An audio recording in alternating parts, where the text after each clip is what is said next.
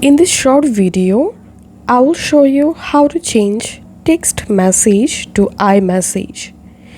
So using text message, we can send text message using our SIM card, and using iMessage feature, we can send text message using internet connection without any SIM.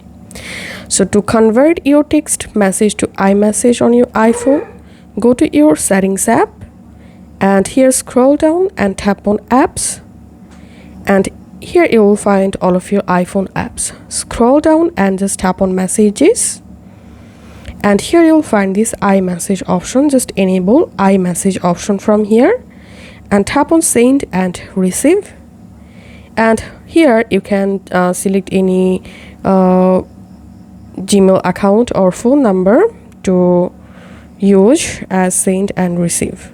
And once you successfully enabled iMessage, now on you will be able to send iMessage to your iPhone, from your iPhone to another iPhone using internet without SIM card.